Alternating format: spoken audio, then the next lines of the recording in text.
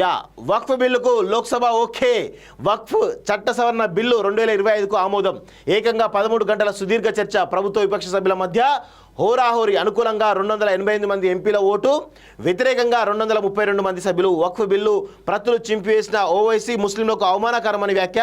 Bill చట్టవిరుద్ధం కాదన్న కేంద్ర హోంశాఖ మంత్రి అమిత్ షా అంటూ మాట్లాడుతూ ఉన్నారు. సో సుమారు 13 గంటల పాటు హోరాహోరీ డిబేట్. విపక్ష సభ్యుల విమర్శలు, అధికార పక్షం కౌంటర్లు, ప్రతిపక్ష పార్టీల సందేహాలు, ప్రభుత్వం తరపున నివృత్తులు, వాడివేడిగా ప్రజాస్వామ్య స్ఫూర్తిని చాటి చెబుతూ రికార్డు స్థాయి సుదీర్ఘ చర్చ పార్లమెంట్లో జరిగిందట. సో దీనికి సంబంధించి మరి ఓవైసీ అయితే ఆ బిల్లు ప్రతులు అయితే చింపేసిండు. అనంతరం వక్ఫ్ చట్ట సవరణ బిల్లు 2025కు లోక్సభ ఆమోదం తెలిపింది. సో దీనిలో చాలా కీలకమైనటువంటి నిర్ణయాలు తీసుకున్నట్టు తెలుస్తోంది. వక్ఫ్ చట్ట సవరణ బిల్లుపై లోక్సభలో బుధవారం జరిగిన వాడివేడి చర్చలో కేంద్ర హోంమంత్రి కీలక వ్యాఖ్యలు చేశారు. వక్ఫ్ భూ కబ్జాకు ఒక మార్గంగా మారిపోయింది. ప్రధాన భూములు, ఆస్తులను వక్ఫ్ భూమి స్వాధీనం చేసుకుంది. ప్రధాన భూములు, ఆస్తులను వక్ఫ్ స్వాధీనం చేసుకుంది. ఈ జాబితాలో దేవాలయాలు, ఇతర మతాలకు చెందిన భూములు కూడా ఉన్నాయి. వక్ఫ్ ఆస్తులు, వాటి నుంచి వచ్చే ఆదాయాన్ని ముస్లింలు ఆర్థికంగా వెనుకబడిన వర్గాలకు తోడ్పాటించడానికి ఎందుకు ఉపయోగించడం లేదు? ధనదోపిడీ ఉపయోగించడం లేదు. ఎందుకు ధనదోపిడీ జరుగుతోంది? ఈ అక్రమాలు కొనసాగాలని ప్రతిపక్షాలు కొనసాగాలని కోరుకుంటున్నాయి. మన దేశంలో ప్రపంచంలోనే అతిపెద్ద వక్ఫ్ ఆస్తి ఉన్నప్పుడు పేద ముస్లిం ప్రజల విద్య, వైద్య చికిత్స, నైపుణ్యాభివృద్ధి, ఆదాయ ఉత్పత్తికి కోసం ఇంతకాలం ఎందుకు ఉపయోగించలేదు? ఇది చాలా వ్యాలిడ్ పాయింట్. వక్ఫ్ ఆస్తులు చాలా పెద్దగా ఉంటాయి, మరి వాటిని ఎందుకు ఈరోజు పేద ముస్లింకు ఎందుకు ఉపయోగించలేదని చెప్పి పార్లమెంటు వేదికగా అమిత్ షా చాలా కీలకమైనటువంటి వ్యాఖ్యలు చేయడం జరిగింది. ఈ విషయంలో ఇప్పటిదాకా పురోగతి ఎందుకు సాధించలేదు?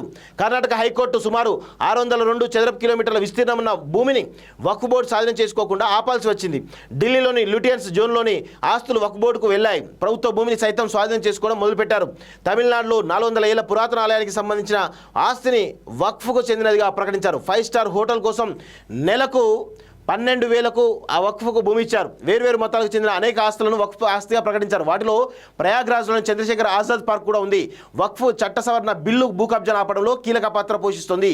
ఈ బిల్లు వక్ఫ్ ఆస్తి రక్షిస్తుంది. ఈ బిల్లు పారదర్శకతను తీసుకొస్తుంది. ఇకపై ఆర్కియాలజికల్ సర్వే ఆఫ్ ఇండియా ఆస్తులు, గిరిజనుల భూములు, ప్రైవేట్ ఆస్తులను వక్ఫ్కు దానం చేయడానికి వీల్లేదు. కావాలంటే వ్యక్తిగత ఆస్తిని దానం చేసుకోవచ్చు. ఇంకొకరి ఆస్తిని కూడా మీరు దానం చేయగలరు. ఆస్తి మీది అయినప్పుడే దానం చేయగలరు అని అమిత్ షా అన్నారు. సో ఈ విధంగా చాలా రకాల పాయింట్స్ రైజ్ చేశారు. సో వక్ఫ్ కొన్ని భూములను ఆక్రమించింది అంటూ చాలా రకాల ఆరోపణలు చేస్తూ మొత్తానికైతే వక్ఫ్ సవరణ చట్ట బిల్లును మొత్తానికైతే చట్ట సవరణ బిల్లును మొత్తానికైతే ఆమోదించడం జరిగింది. సో దీనికి సంబంధించి పార్లమెంట్ కూడా వక్ఫ్ ఇదేనట. చూడండి, వక్ఫ్ బిల్లుపై చర్చపై కేంద్ర మంత్రి కిరణ్ రిజిజు మాట్లాడుతూ 1970 నుంచి ఢిల్లీలో కొనసాగుతున్న కేసులో పాత పార్లమెంట్ భవనంతో పాటు అనేక ఆస్తులు వక్ఫ్ బోర్డు కింద ఉన్నాయని చెప్పారు. ఢిల్లీ వక్ఫ్ బోర్డు వీటిని మా ఆస్తులు అంటోంది. ఈ కేసు కోర్టులో ఉంది. యూపీఏ ప్రభుత్వం ఏకంగా 123 ఆస్తులను డీనోటిఫై చేసి వక్ఫ్ బోర్డుకు అప్పగించింది. ఈ చట్ట సవరణ చేయకపోతే మనం కూర్చున్న పార్లమెంట్ భవనం కూడా వక్ఫ్ ఆస్తిగా ప్రకటిస్తారు. ప్రధానమంత్రి నరేంద్ర మోడీ ప్రభుత్వం అధికారంలోకి రాకపోయి ఉంటే అనేక ఇతర ఆస్తులను కూడా డీనోటిఫై చేసేవారు అని కిరణ్ రిజిజు అన్నారు. వక్ఫ్ చట్టంలోని సెక్షన్ 40 కాలగర్భంలో కలిసిపోయిందని చెప్పారు. వక్ఫ్ బిల్లు 2025లో తీసుకొచ్చిన అతిపెద్ద మార్పు సెక్షన్ 40 రద్దు అని చెప్పారు. ఈ సెక్షన్ వక్ఫ్ బోర్డులు ఏదైనా భూమిని వక్ఫ్ ఆస్తిగా మార్చడానికి అనుమతిస్తుందని దాన్ని తొలగించినట్టు చెప్పారు. వక్ఫ్ చట్టంలోని అత్యంత క్రూరమైన నిబంధనలు ఇదని ఆయన అభివర్ణించారంటూ చూస్తున్నాం.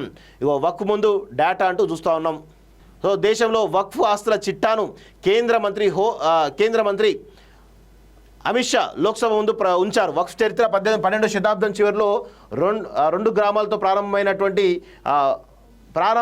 నేడు ఏకంగా 39 లక్షల ఎకరాలకు పెరిగినట్టు నివేదిక పేర్కొంది. దేశంలో వక్ఫ్ బోర్డుల కింద ఉన్న మొత్తం భూమి గత 12 ఏళ్ల వ్యవధిలో రెట్టింపు కంటే ఎక్కువైనట్లు డేటా పేర్కొంది. కేంద్రం సమర్పించే గణాంకాల ప్రకారం 1913 నుంచి 2013 వరకు వక్ఫ్ బోర్డుకు మొత్తం 18 లక్షల ఎకరాల భూమి అట. అబ్బాబ్బాబ్బాబ్బాబ్బా ఉండే కాంగ్రెస్ నేతృత్వంలోని యూపీఏ ప్రభుత్వం హయాంలో 2013లో వక్ఫ్ చట్టాన్ని సవరించిన తర్వాత 2013 నుంచి 2020 మధ్య కాలంలో ఏకంగా 21 లక్షల ఎకరాల భూమిని కొత్తగా కలుపుకున్నారని అమిత్ షా అన్నారు. మొత్తం 39 లక్షల ఎకరాల భూమిలో 21 లక్షల ఎకరాలు 2013 తర్వాత కలుపుకున్నారని. అబ్బాబ్బాబ్బా 2013 నుంచి ఎంత దారుణంగా అండి.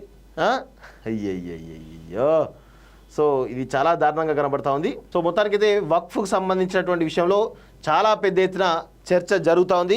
వక్ఫ్ చట్ట సవరణ బిల్లు ఏదైతే వచ్చిందో ఆ వక్ఫ్ బిల్లుకు సంబంధించినటువంటి చట్ట సవరణ బిల్లు నిన్న పార్లమెంట్లో ఆమోదించింది. దానికి సంబంధించినటువంటి విషయంలో అనేక రకాల ఆస్తులు ఈరోజు దేశంలో దాదాపు 32 లక్షల ఎకరాల భూములు ఈరోజు వక్ఫ్కు ఉన్నాయంట.